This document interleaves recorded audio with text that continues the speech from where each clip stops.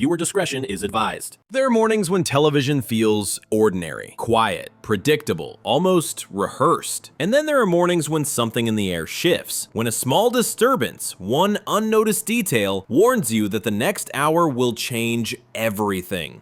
That morning on Lorraine began with that kind of disturbance. Sensed it first. A strange silence in the hallway outside the studio. Footsteps that sounded heavier than usual. A green room door that closed a little too sharply. A producer whispering to another, "He doesn't look right today." Inside the studio, Lorraine Kelly sat at her desk, adjusting her notes with the calm precision that had defined her career. Decades of interviews, thousands of guests, scandals, triumphs, heartbreaks. She had seen it all. And yet something about today tugged at the back of her mind, like a thread she couldn't place. We're being checked, the lighting adjusted, the audience mic turned up. Everything appeared normal, except the atmosphere, which hung thick and electric, as if the walls themselves were holding their breath. Prince Harry hadn't spoken much since arriving, not to the producer assigned to him, not to the makeup artist who tried to engage him in polite conversation, not even to the assistant who offered him tea. Instead, he had sat rigidly in the green room, scrolling through something on his phone with a clenched jaw and eyes that never quite settled. By the time he walked toward the studio floor, something in his expression had hardened. His usual public charm, polished, familiar, almost automatic, was nowhere to be seen. In its place was a cold, simmering frustration that no one could identify, but everyone could feel. Lorraine glanced up as he entered. She had interviewed prime ministers, Academy Award winners, and world-renowned figures who carried the weight of entire nations on their shoulders. She knew instantly, instinctively, when a guest walked in wearing emotional storm clouds, and Harry was carrying a hurricane. "Good morning," she said softly, hoping to ease the tension before cameras rolled. He nodded, but the nod was distant, like a gesture performed out of obligation rather than acknowledgement. A beat, then another, and then he finally spoke. "Where exactly am I supposed to sit?" Not rude, not yet, but clipped, cold, and entirely unlike the man Britain thought they knew. A producer guided him to the chair opposite Lorraine. He lowered himself into it with a slow, measured breath, scanning the studio with an expression that bordered on disdain. His eyes moved across the lights, the cameras, the crew, and then finally settled on Lorraine. It was the first moment she felt it. The shift, the warning, insistence that something dangerous was about to unravel. The countdown began. 4, 4, 3, 2. The red light blinked on. "Good morning and welcome to Lorraine," she began, her voice warm and steady, her smile reassuring viewers across the nation. "I am absolutely delighted to be joined this morning by Prince Harry, who is here to talk about his latest charitable projects and his new chapter in life." Aggression's gaze didn't soften. Instead, he leaned back in his chair, crossing his arms in a way that made the entire room feel smaller. "Thank you for having me," he said. But the gratitude wasn't there. The warmth wasn't there. Jang's sharp edge. Misinformation impaired him, determined to guide the interview back toward stable ground. "How are you finding the morning so far?" Jang tilted his head slightly, and then, with a tone as unexpected as it was unnecessary, he delivered the first blow. "It's fine. Though I'll be honest, I expected better." Refrigerant. Lorraine blinked. A single second stretched too long. "Better?" she repeated gently. "Jang Green Room," he said. "The setup. The entire atmosphere, really. For someone like me, I thought the standards would be higher." The sentence dropped into the studio like a stone tossed into still water, disturbing everything in its path. Jang Arain held her breath for a fraction of a moment. She had faced difficult guests before. Moody actors, defensive politicians, musicians who forgot they were live. But this was different. This was sharper, heavier, unprovoked. And beneath Harry's tone, there was a deeper frustration. Something old, something festering, something that had been simmering long before he ever stepped into her studio. She offered a soft laugh, trying to reset the mood. "Well, I'm very sorry if anything fell short of your expectations. but I'm sure our viewers are eager to hear about your latest work." But Harry didn't let her finish. He leaned forward slightly and said, "Before we get to that, I think there's something we need to address." There it was. Defiance. The crack in the surface. Dismantle of the avalanche. Lorraine felt the air tighten around her. Misinformation felt closer. Every breath felt louder. "What would you like to address?" she asked. Franklin's eyes didn't waver. "Respect," he said, or rather, the lack of it. And the temperature in the studio dropped. The real interview hadn't even begun, and the storm was only seconds away from breaking open. For a moment, no one moved. Lorraine sat perfectly still, the practiced elegance of a seasoned broadcaster wrapped around her like armor. Across from her, Prince Harry held himself with tense, coiled energy, the kind that made even the studio lights seem to dim. "Respect?" she repeated. Careful, calm, steady, like stepping onto a frozen lake where the ice has already begun to crack. Harry exhaled sharply, as though her question itself were an irritation. "Yes," he said. "I was told this interview would be handled with the level of professionalism appropriate for someone of my position. Yet here I am, sitting in what looks like a budget daytime setup." The crew exchanged quick, uneasy glances. It was the kind of moment where every person watching instinctively straightened their posture, unsure whether they should intervene or simply disappear. Lorraine offered the most diplomatic smile she could manage. "I'm sorry you feel that way, Harry. We use the same studio for every guest, including world leaders, actors, authors." "That's exactly the problem," he snapped. Temperature in the room dropped, a small but undeniable shift.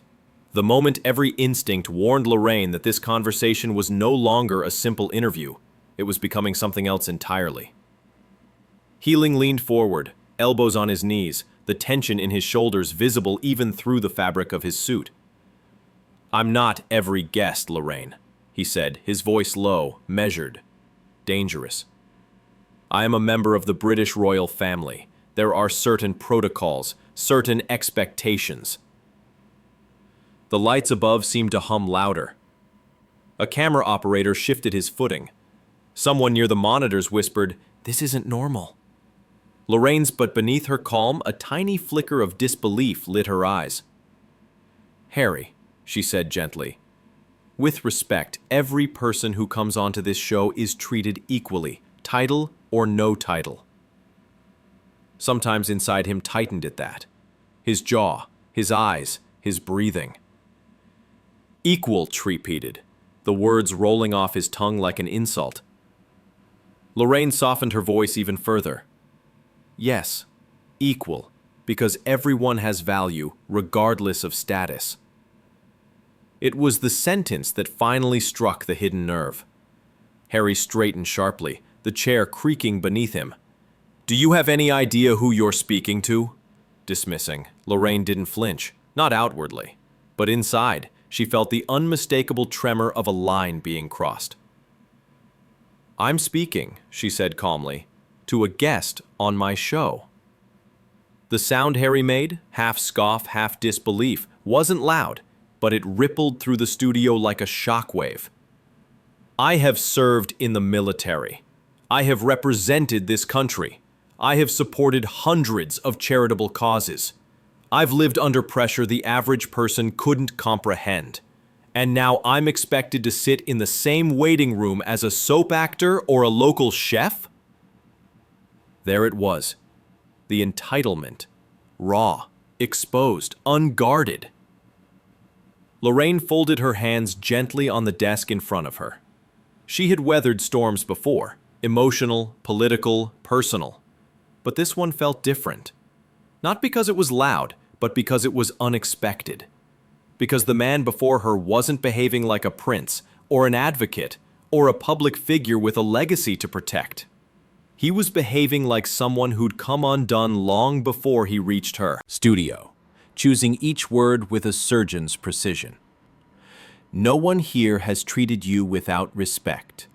We're simply doing our jobs, professionally, consistently, for every guest who comes through that door. But her calm only seemed to feed his frustration. Your job? He echoed. Your job is to show proper courtesy. Your job is to recognize the difference between someone like me and... He cut himself short, but the implication hung in the air like smoke. Limestone's voice, when it came, was soft, but unshakably firm. I recognize the difference between titles, she said, but not the difference between people. Room went still. Harry blinked at her. Once. Twice. As if trying to understand how someone could say something so simple and mean it so completely. You don't get it, he said finally. You don't understand what it's like to carry the weight of royalty. Nistle's expression softened, not out of pity, but out of truth. Maybe I don't, she replied, but I do understand pressure. I do understand expectations. And I do understand that respect is something you give, not something you demand. His posture changed, subtly, barely, but enough that everyone saw it, like a flame being starved of oxygen. A beat of silence followed, a long, uncomfortable beat. Then Harry leaned back in his chair and said, quietly, clearly, cuttingly, You have built your career interviewing people like me. Without us, your show wouldn't exist. Even the cameras seemed to freeze. Reynolds drew a slow breath, steadying herself.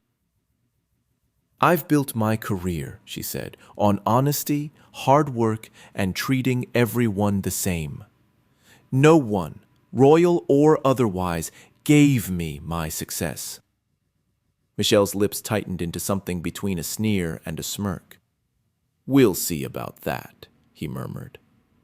Armstrong's eyes narrowed just slightly, an almost invisible transition from polite to steel-spined. Is that a threat, Harry? He didn't answer. He didn't need to. The silence was loud enough. The interview was shifting now, not a conversation, but a collision. One that neither of them had intended, but both were being pulled into as if by gravity. And for the first time that morning, the crew realized something. This wasn't going to be a bad interview. It was going to be a moment. Britain would replay, dissect, argue about, and remember. And the real explosion hadn't even happened yet. The silence after Lorraine's question sat in the studio like fog, thick, unmoving, impossible to ignore. Every person behind the cameras held their breath, waiting for the next crack in the conversation, waiting to see whether Prince Harry would step back or break through the thin barrier still holding the interview together.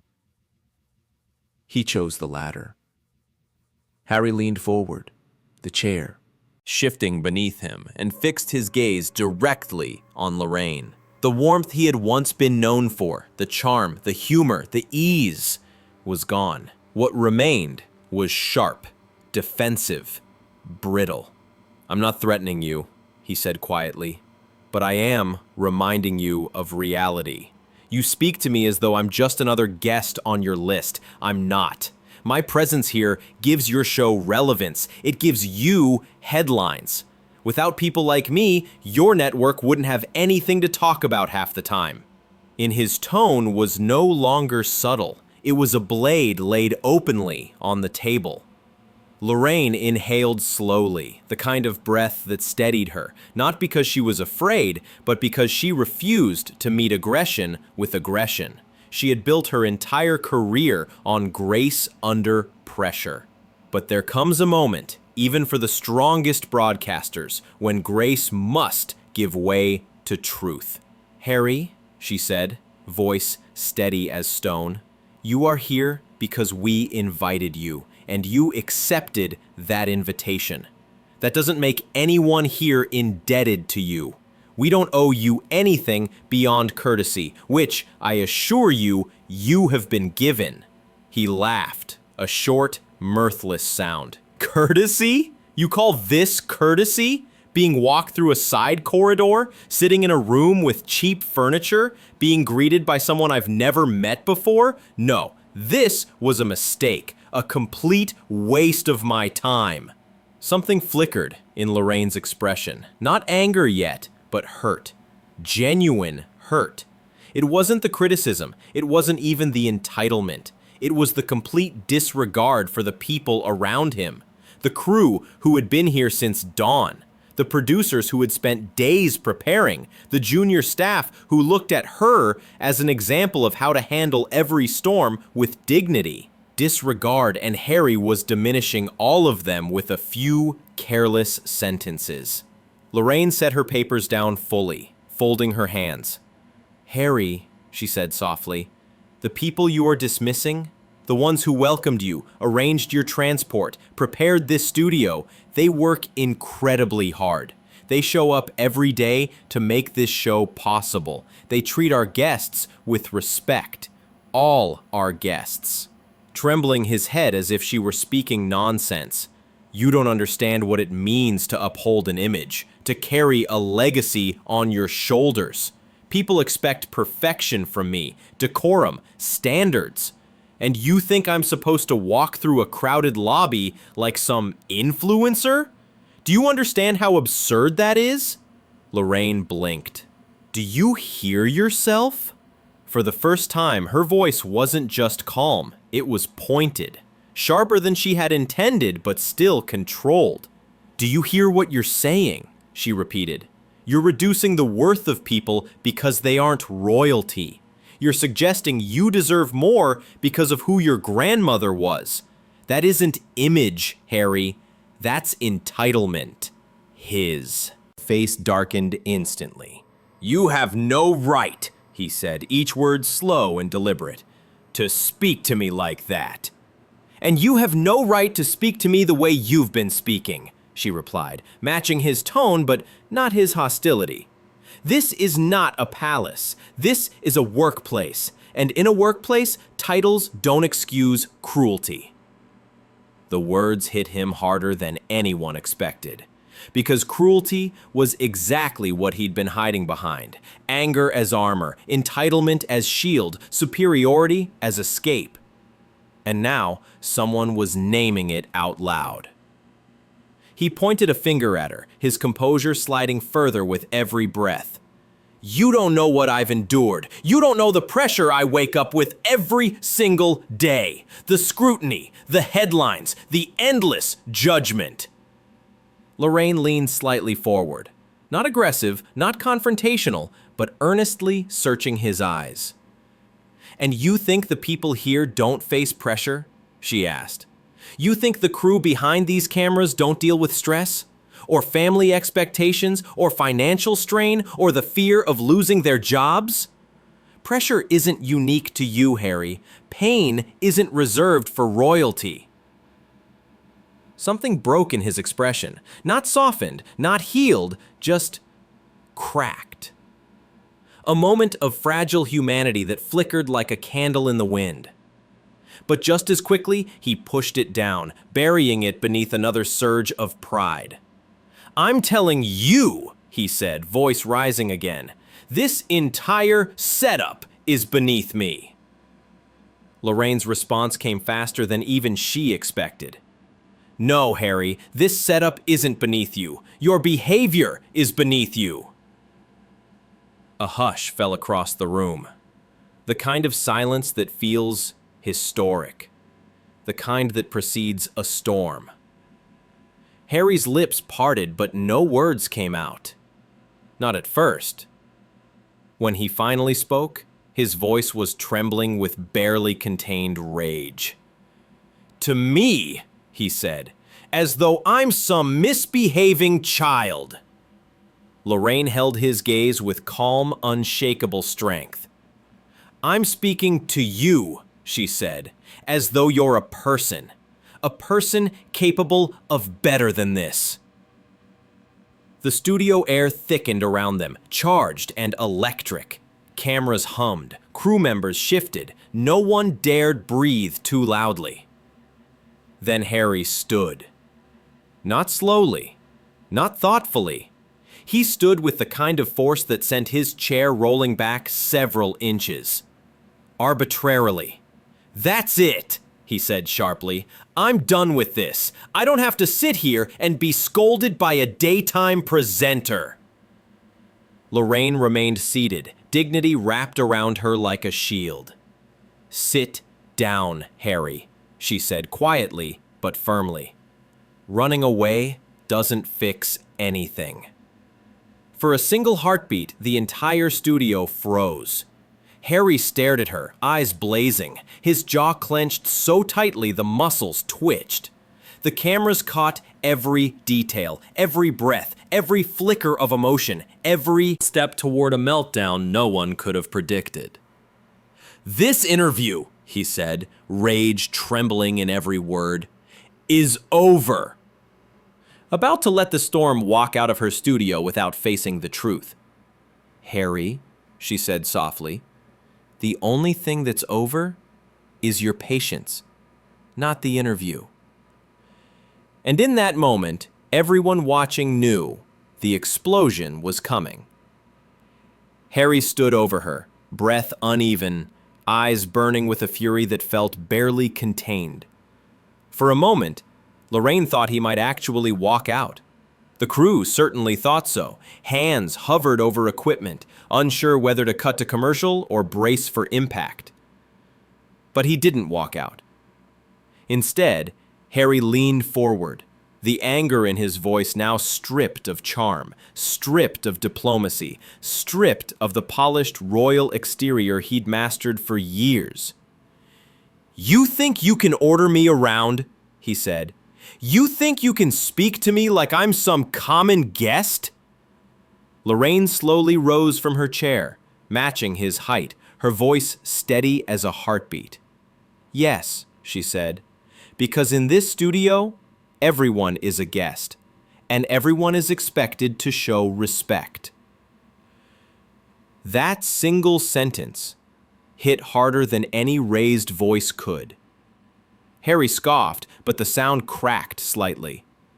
"I've met presidents, prime ministers, heads of state, and you," he gestured sharply, "you dare speak to me as if we're equals?" Slightly didn't blink. "We are." The room froze. Not a noise, not a whisper, just the hum of cameras catching every second.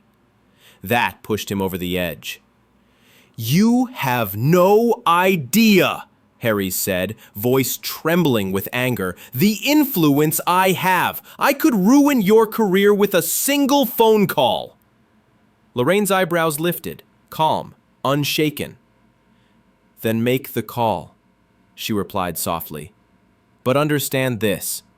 Real power isn't the ability to intimidate people. It's the ability to treat them well, even when you don't feel like it." Harry's expression faltered for the first time. Just a flicker. A flash of something human. Embarrassment? Razier? He shut it down instantly. "You'll regret this," he snapped. Lorraine exhaled slowly, feeling a strange sense of clarity settle over her. Decades of broadcasting had prepared her for everything except this. And yet, she wasn't afraid. "The only thing I regret," she said, "is watching you forget who you used to be." Harry froze. It was the quietest sentence of the morning, and the most devastating.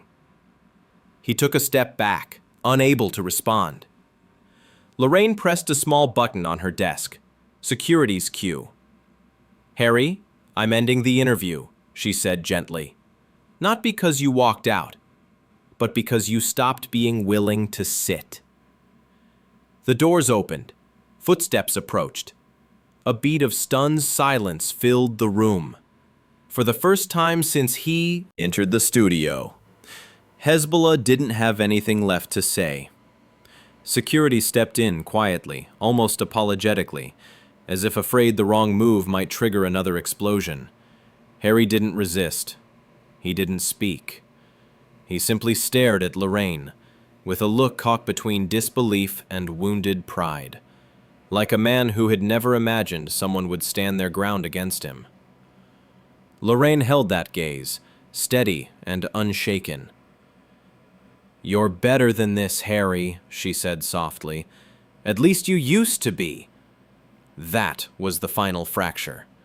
His jaw tightened. Crimson, his posture stiffened, and without another word he turned toward the exit. The crew parted silently as he passed, giving him space, not out of respect for royalty, but because no one wanted to be near the raw humiliation radiating off him. Just before he reached the door, Harry stopped. He didn't turn around, but his voice echoed through the studio. "This isn't over." A threat. A promise. Or maybe just a last attempt to salvage control. Lorraine didn't respond. She simply watched him leave, calm, composed, every inch the professional Briton had trusted for decades. As the door shut behind him, the entire studio seemed to exhale at once. A producer whispered, "Oh my God." Someone else actually sat down, weak with shock. Lorraine her notes. Small, simple, grounding. Then the red light above the camera blinked on again. She silence. A real one. "Well," she said warmly, as if nothing had happened at all. "That certainly wasn't what we planned for this morning. But live television is full of surprises. After the break, we have something much gentler.